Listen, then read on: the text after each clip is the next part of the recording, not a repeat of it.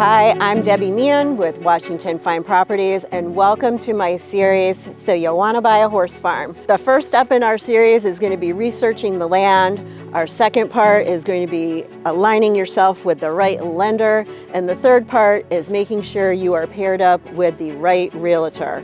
This is the land itself. There's a lot more due diligence to do on a horse property than there is for a typical real estate transaction. For example, we need to establish how many acres you need. So that's going to be a personal decision. Are you a hobbyist and just want to keep 2 or 3 horses at home? You won't need as many acres as somebody who's running a business and needs to keep 20 or 30 horses on the property.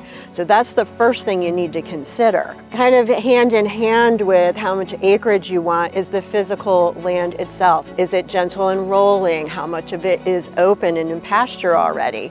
How much of it is wooded?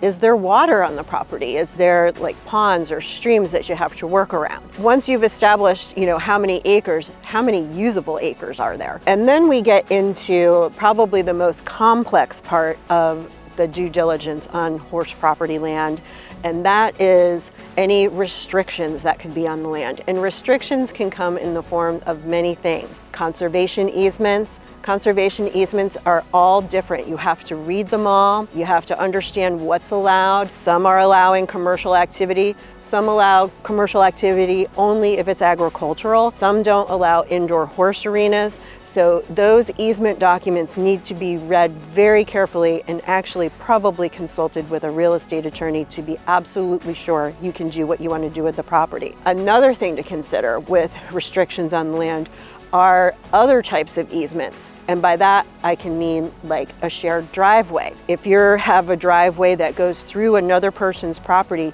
can they restrict your use of that driveway in terms of having borders or any kind of commercial activity? That is a really important thing to figure out in advance. You don't want to make the mistake of buying a property and finding out you can't do what you want to do with it. Lastly, in terms of, and probably most importantly, what is the property zoned for? Is it zoned for agricultural?